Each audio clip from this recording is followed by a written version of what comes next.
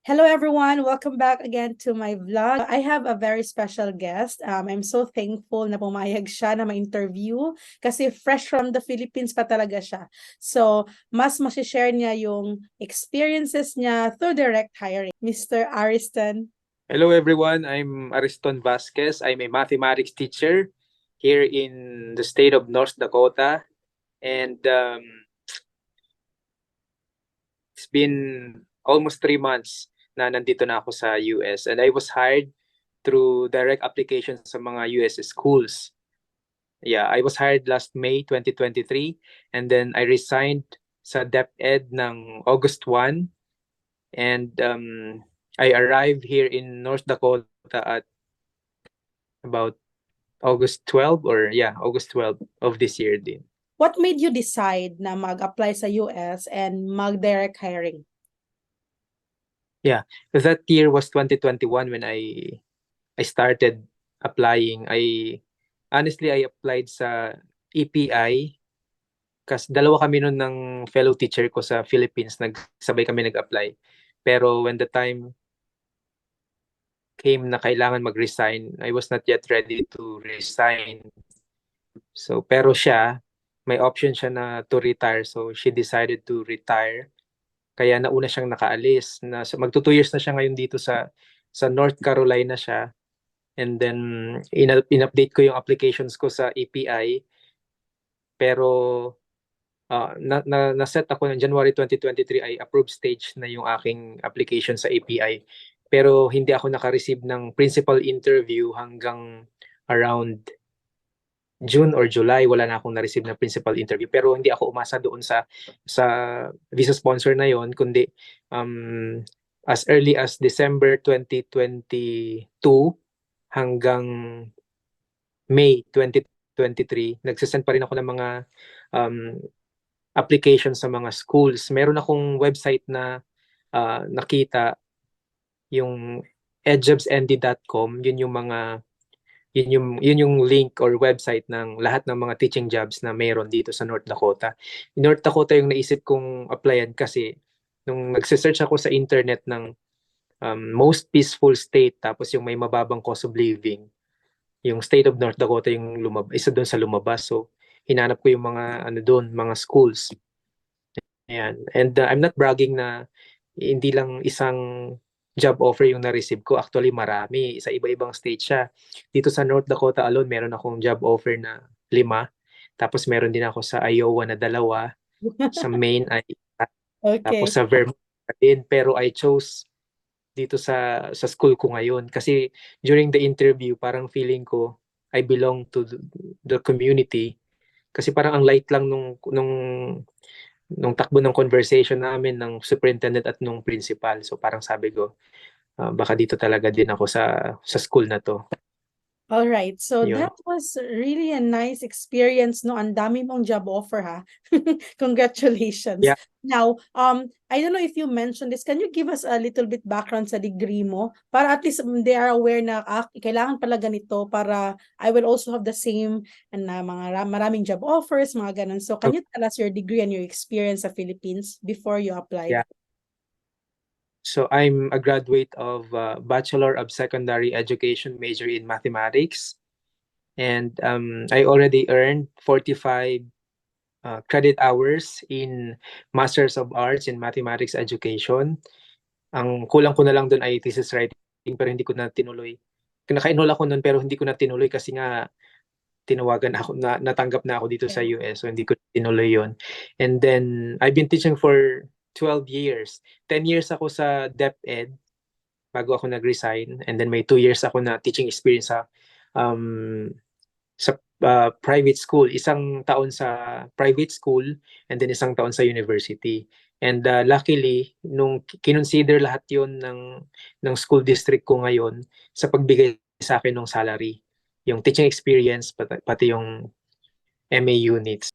Basta math talaga, hindi talaga question na yan. Like, sometimes they will say, am I qualified? Yes, you are. It's just a matter of time. Since you did direct hiring, maganda din yun ang ginawa mo na hindi ka umasa sa isa. Because yung isang in-apply mo una is, mahirap kasi doon is, mag-wait ka sa kanila kung kailan ka Yeah. ipi-place. Kasi sa direct hiring, depende sa effort mo. How many schools are you going to apply? Mga ganon, di ba? So, you know kung ano yung expectations mo.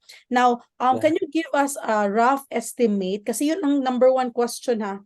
Kung magde-direct hiring ba ako, malaki ba yung magagastos ko? Like, how much ba?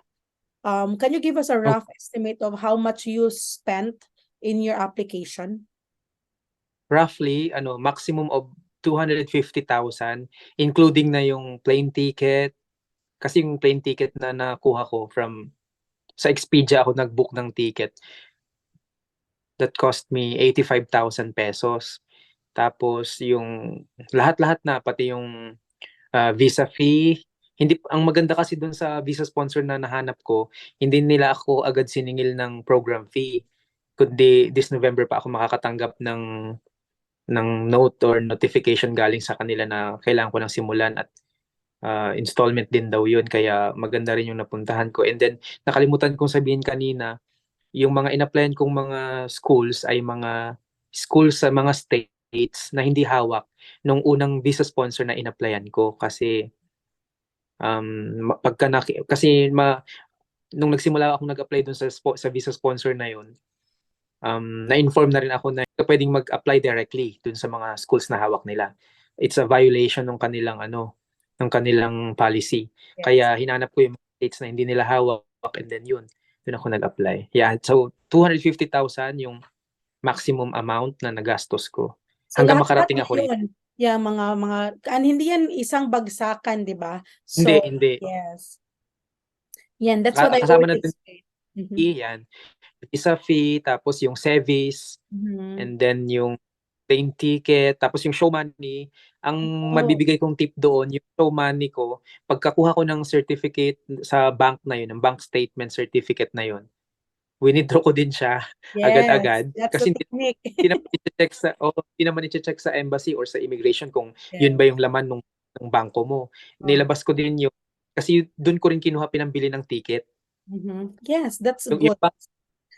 yung bank statement ko ay 150,000 lang yun. Mhm. Yun lang.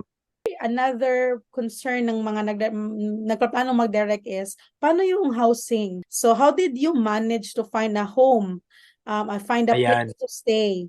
Yes, upon Yeah. arrival.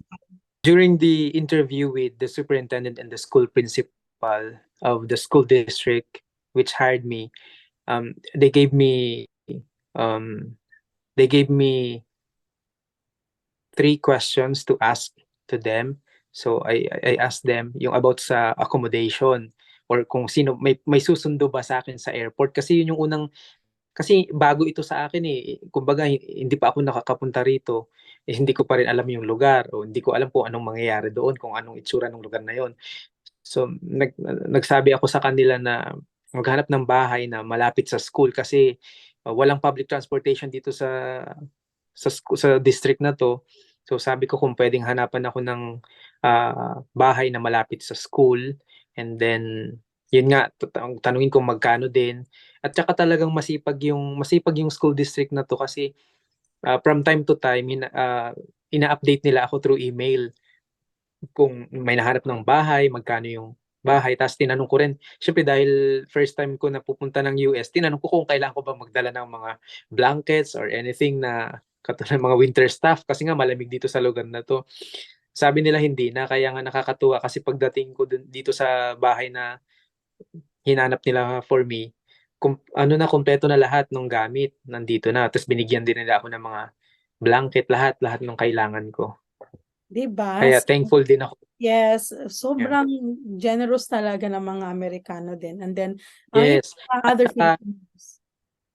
Yung school superintendent, yung district superintendent na sumundo sa akin, 11:40 ng gabi yun sa airport, na hindi ko rin siya kilala dahil hindi pa kami nagkita personally. So yun, pagdating doon, naka-short lang siya na naka-t-shirt. Yan, tapos nag-send siya sa akin ng picture niya na yun yung suot niya nung time na yun. Tapos nung nasa sasakyan na kami, tinanong niya ako, kung sabi niya, um, paano or parang ang tanong niya ay paano mo naisip or bakit mo naisip na pupunta ako doon at susunduin kita personally, hindi naman tayo magkakilala. Ang sabi ko na lang sa kanya, trusted my instinct na magpapakita ka doon at susunduin mo ako. Yun. Yun, Risk sinundo niya ako talaga, tapos no?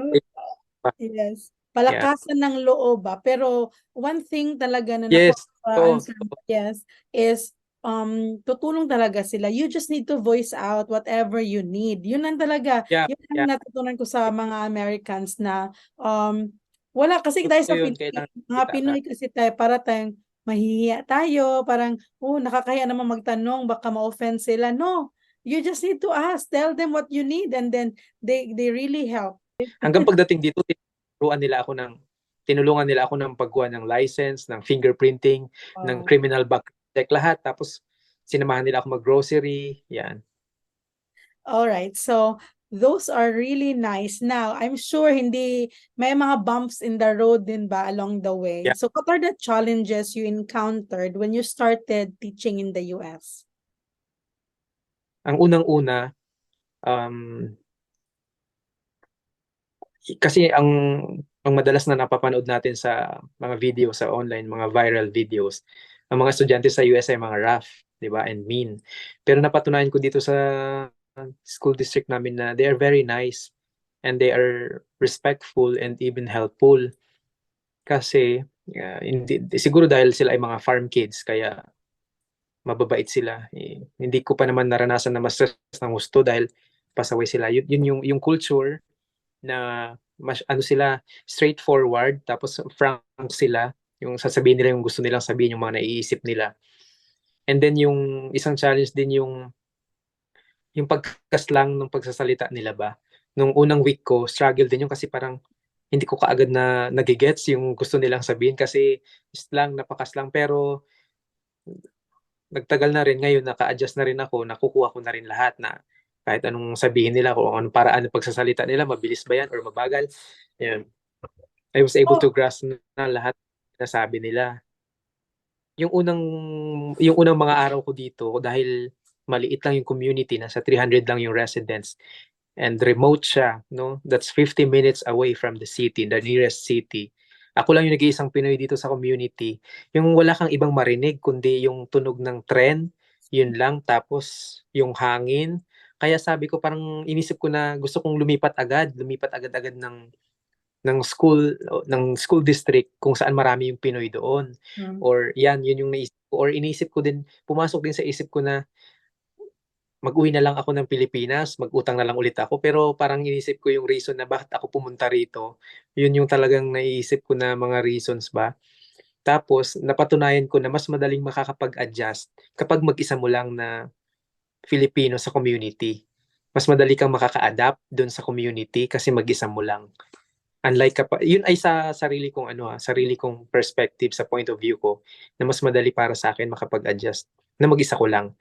Pero dahil mababait yung mga neighbors ko, pag pupunta sila ng city or mag-grocery sila, dinadaanan nila ako dito sa bahay, tapos tinatanong nila ako, gusto mo bang sumama? Pupunta kami dun sa city. Weekly, kaya weekly din ako nakakaalis dito sa sa town. Nakakapunta rin ako dun magbili ng mga needs ko. Pero yung town naman na to, meron naman siyang 2 grocery stores. May bank siya, may post office, kompleto naman.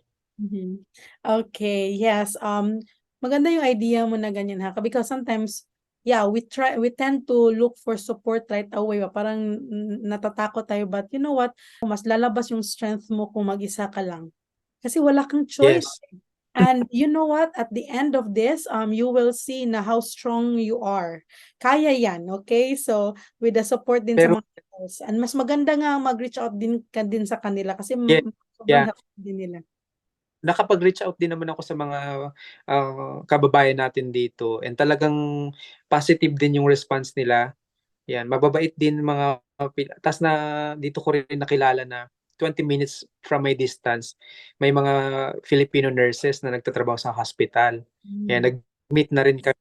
Tapos may ilang mga teachers, may 1 hour mula dito sa distance ko. Yan, tapos nakapunta na rin kami ng ibang state kasi pinuntahan namin yung ibang mga Filipino teacher din doon. How about the Hanapin. curriculum? Yan ang problema kasi nila, mahirap ba i-adapt yung curriculum ng US? Marami bang i-prepare? Like, how long ba yung klase mo the entire day? So, can you talk about that? Yeah, since I'm the only math teacher in the high school here in my district, I have 5 preparations. I have Math 7, Math 8, Geometry, Algebra 1, and Algebra 2. Pero meron akong 7 classes a day. Each class is about 45 minutes. Tapos meron kang, so bali, 7 classes ka. And then yung last period mo, that's the 8 hour, or yeah, yan ay 45 minutes preparation time, no? Ang maganda lang din sa amin, hindi kami nire-require na mag-prepare ng yung very detailed na lesson plan, kundi lagay mo lang dun kung ano yung topic mo, ano yung papagawa mo, yun lang. Sa umpisa, syempre, mag-struggle ka kasi nasanay ako sa Pilipinas na dahil big school yung pinanggalingan ko na public school. Isang grade level lang ako doon, grade 10. Isang preparation lang ako, 5 klase lang sa maghapon. Mas marami kang time to prepare. Dito, 45 minutes lang yung time mo. Kaya nag-struggle ka rin talaga sa unang mga linggo. Pero pag nasundan mo na, makukuha mo na din, magiging madali na lang para sa'yo. Hindi naman siya ganun kadali, or syempre dadaan ka rin talaga sa proseso na mag-a-adjust ka pa. Dito, lahat sila pwede mong tanungin at lahat sila, they're willing to help you. Talagang napaka-helpful nila, accommodating sa lahat ng concerns mo, pupuntahan ka pa mismo sa room mo. And yung superintendent ko, daily niya akong kinukumusta. Lagi, pumupunta siya sa room ko, lagi yun. Ting pumapasok siya, dumadaan siya doon. Yan, yung curriculum ng yung American curriculum, specifically sa mathematics, um, malaki din yung pagkakaiba niya sa curriculum ng Pilipinas, ano. Kasi dito, naka-focus lang siya, yung halimbawa, yung geometry ang tinuturuan ko kasi ng geometry yung juniors and sophomores. Naka-focus lang talaga siya sa buong geometry, unlike sa Pilipinas, 'di ba, spiral siya. Merong polynomial functions, may algebra, merong geometry, may statistics and probability. Pero dito, iikot lang siya doon sa specific branch ng math na yun, na geometry or algebra 1, algebra 2. Yan. Tapos um, binigyan ako ng laptop dito na pinagamit ng school. Yan. Tapos tinuruan din ako ng paggamit ng smartboard nila. Yung mga bata mismo nung unang linggo namin, kasi wala namang ganun sa Pilipinas, yung mga bata mismo, mga estudyante ko, sila nagtuturo kung paano gamitin. Kaya nga nakakatuwa nga na okay yung mga estudyante na kumbaga nawala yung may iniisip ko na rough yung mga Yes, American students. yes. Ito, hindi pala. Yan. Maling akala, 'di ba? So, yes, Kaya, hindi kaiba naman talaga per state. May mga state din talaga na may mga grabe yung behavior. Pero yes, you are lucky na hindi ganun. And usually ba sa mga rural area, hindi. Yan ang yung first school yes, in rural area din siya. So, yes, mas mababait yung bata. I totoo noticed. yun. Totoo. Tingin ako ng city, may nakilala akong Pinoy doon na nagtatrabaho siya sa restaurant. Sabi niya, huwag mong pangarapin na dito ka magturo sa city kasi rough yung mga bata rito. Sabi niya gano'n. Kaya maging thankful ka na okay yung mga bata mo doon sa school district mo.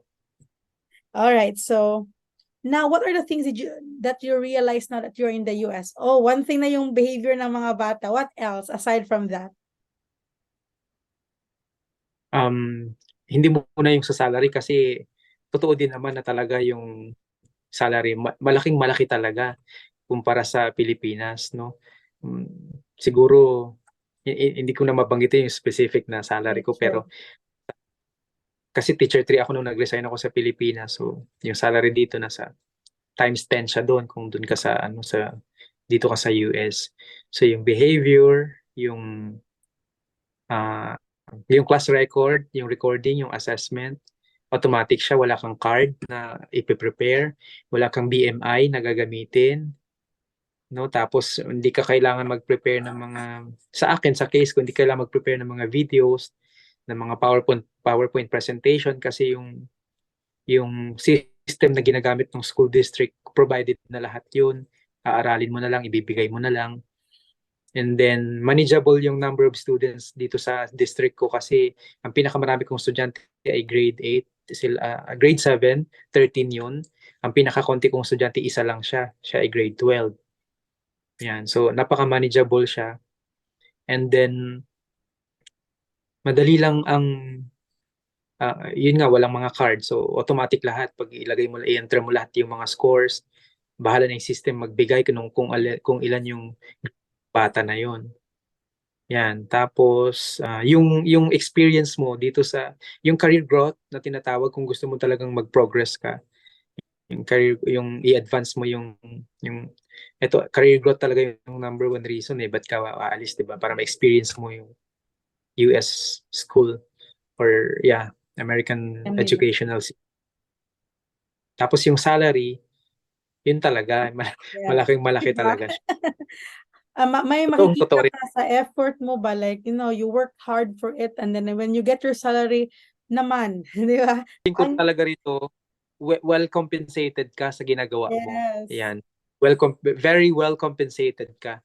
Nung unang dating ko talaga, yan talagang struggle na talaga kasi mag-isa mo lang talaga, no? Parang mabaliw ka rin ng kakaisip na, mag-isa ko lang pala. So, kaya naghanap ako ng mga Pilipino sa Messenger, hinanap ko mga Filipino teacher dito. Ang dami din. Tapos yun nga, may na-meet ako doon sa airport na dito na sa US, na-meet ko siya na dito rin siya nagtuturo sa North Dakota rin. Yun, sinandun nila ako doon, tapos sinamahan nila ako ng tingin ng mga winter staff, ganyan. Tapos yung ibang mga Pinoy, iba rin yung may kasama kang Pinoy. Kumbaga yung point ko lang kanina na mas madali ka maka-adjust kasi wala kang choice eh. Kailangan mo talagang gawin yun, mag-adjust ka, mag-adapt ka sa community. Kasi yung pinakamalapit nga rito sa akin na Pinoy ay yun nga 20 to 25 minutes. Yan. Now, what is your best advice for all the current applicants in terms of online application, interview, and visa processing na nagpa-plan mag-direct hiring? What can you advise to them? First, ay gather your documents muna, no? I-prepare lahat ng kailangan. Yung FCE, mas maganda na mag-apply ka, may FCE ka na kaagad kasi yung edge mo na lang, halimbawa, dalawa kayong nag-a-apply dun sa school district na yun. Yung isa ay taga rito na siya sa US, ikaw ay outside the US. Syempre, ang priority nila yung nasa US na kasi yung degree nila ay equivalent na mismo Yeah. rito. Kaya kailangan mas maganda meron ka para makita din doon, no? And then, huwag kang mawalan ng pag-asa na matatanggap ka kasi ako, ang dami ko ring natanggap na unfortunately. Kasi nag-apply ako sa Indeed, sa School Spring. Madami akong in-apply na School Spring sa Indeed. EdJoin ba yun? Yeah, EdJoin. Apply ko dyan. Ang dami kong na-receive na rejection. So, be ready sa rejections. Pero Yes. hindi naman pag sinabi doon na unfortunately ay parang tinapos na yung pangarap mo, huwag kang susuko, tuloy-tuloy lang kasi napakalaki ng shortage ng teacher dito sa That's across true. That's you. true. At saka magtiyaga ka lang talaga maghanap, no? Magtiyaga ka maghanap ng schools. Tiyagain mo din kapag kinlik mo yung link, dadaan ka sa ApplyTrack. Medyo masalimuot na proseso yon. Tiyagain mo rin na tapusin yon. Yung online Pati yung application. yung online application. Tiyagain mo talaga na i-upload mo lahat ng Yes. hinihingi nila. At saka huwag kang matakot magtanong dun sa mga naka-experience na nun kasi hindi naman sila maramot mag-share yung Yes. kanilang experience. All right. Maganda yung sabi mo na yung if possible may FCE na sila kasi karamihan kasi na ma'am wala kasi akong kapera-pera. Let's be real. If you really wish to apply in the US, hindi pwedeng wala ka talagang kapera-pera, 'di ba? If that's the So, case, wag muna, okay? Save muna. Save muna kahit konti yeah. kasi FCE is an investment.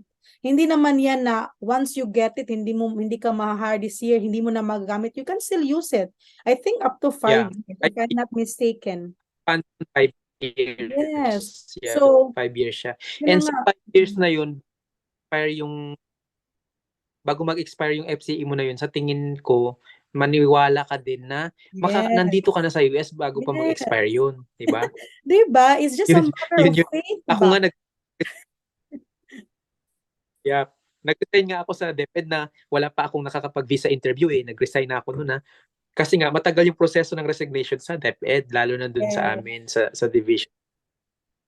I believe Inabot ng 3 weeks yun Success will come to those who are willing to take risks talaga. Mga risks na ganito, like for example, sa pag-a-apply is, kailangan mo talagang gawin, like mag-spend ka sa FCE, or if may contract ka na, and then kahit wala ka pang visa approval, pwede naman din mag-resign. Hindi naman din automatic pagkasabit mo ng resignation, wow, wala ka na sa DepEd. 30 to 60 days yan.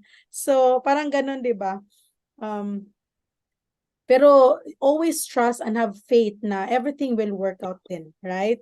Be prayerful din na Yes. tulungan ka or i-guide ka habang nasa process ka. And then you also mentioned na sobrang daming needed na teacher. That is really true. Okay, so ang iba kasi na may nag-comment man na wala silang choice, nagbayad sila ng malaki because para lang daw makapunta sa US kasi kapit patalim, kasi parang wala na daw ibang choice. Hindi talaga yan totoo, right? So sometimes you just need to be patient. And the more kasi na hinahabol mo yung blessing mo, the more na papalayo yan sa'yo, di ba? That's what I learned, na kailangan mo talagang aralin and then ask. Kasi ngayon, sa panahon ngayon, ang dami ng YouTube videos, ang dami ng mga groups that you can ask, right? So, and this video, the main purpose of this, and thank you to you for giving your time talaga for all our teachers na who are watching right now. So they will get an idea, possible ba talaga yung direct hiring? Okay ba talaga ang direct hiring? How about you? What do you think now na nasa US ka na and you did direct hiring? Are you 100% satisfied of your decision? Yeah, 100. Wala akong regrets na nag-resign ako sa trabaho sa Pilipinas, na nandito na ako. Wala akong regrets nun. And very possible talaga, 100% na possible yung direct hiring, yung mag-apply ka directly sa mga schools na hindi ka nadadaan sa agency. Kasi ako hindi ko inisip na dadaan sa agency kasi wala talaga akong pera pambayad, dahil nakikita mo naman sa mga kasi member din ako doon sa isang FB group na talagang marami din akong natutunan doon ko natutunan yung direct applications, yung process. Yan, wala talaga akong perang pambayad sa agency. So mag-invest ka lang rin talaga ng time mo, ng emotions mo, kasi Yeah. sa totoo lang, pag naka-receive ka ng sasabihin na unfortunately we will not move forward your application to the next stage, talagang masakit din siya sa part mo. Pero sa dami ng rejections na yon, siguro ginagawa pa or naghihintay pa yung best para sa'yo, no? Ang kapalit, Kasi how nung many nagsimula, job offers nga na natanggap mo? more than 10 More yun. than 10 job offers. Wow. Tapos itong napili ko nga dito sa community na to na remote siya, tas konti lang ang residents yan. Kaya tiisin mo lang sa una na nag-a-adjust ka pa. Kumbaga ay hayaan mo na mag-undergo ka sa process. And then ang maganda sa J1 kasi, you are not tied up talaga din. Every year naman may contract and you have a choice if you want to move to another state, pwede naman. So, yes. Now this is my last question. I am just curious, what are your future plans in terms of saving money and making the most of this opportunity to work in the US? So, 'di ba, for sure you have your reason why you came to the US. You left your job there in the Philippines. What do you see, how do you see yourself in the future? Well, umalis ako ng Pilipinas na malaki yung loan ko sa PLI. Pero pumayag naman sila na over the counter. And sa timeline ko, matatapos kong bayaran yung loan ko na yon by as early as February next year. Matatapos ko yun siyang bayaran lahat. So magiging zero na siya yung mga utang ko sa Pilipinas. And then sa next school year, hopefully, yan, magsisimula na ako magpatayo ang plano ko kasi talaga magpatayo ako ng apartment na kahit 2 rooms lang muna, or unti-unti dagdagan mo siya, ganyan, or bumili ng van kasi yung province ko ay ano siya, tourist destination. So iniisip ko bumili ng van na gamitin pang sundo sa airport, ganyan. Yes. So yun yung mga plan ko, yan. Di ba ang maganda ganun? Kasi parang motivated Yeah, ka to do yeah, your best. yan. Nawawala yung homesickness kasi nga, mayroon akong plano. At saka may internet naman, regular ko ding nakakausap yung mga mahal ko sa buhay na nasa Pilipinas. Yan, Yes. actually, tatlo kaming teacher, pare-pareho kaming T3. Nag-resign kami this year din sa school namin. Yung isa ay nasa North Dakota na rin. Yung isa ay nasa Illinois. Yung nasa Illinois, mag-isa niya lang ring Pinoy na sa community niya, pero surviving naman. Diba? All right. Thank you so much. That ends our vlog for today. Thank you so much. I really appreciate your time. And yes, I hope that many of our viewers right now will be able to get an idea and sooner will decide to start also their application in the USA. So until next time, once again, thank you, Mr. Ariston. Thank you so much. Thank you everyone for watching. Hi, are you a teacher and you're interested to apply in the USA? Please don't forget to subscribe to my YouTube channel and reach out to me at Alisa Lifestyle Vlog. Just send me your qualifications and I might be able to help you. See you and talk to you soon.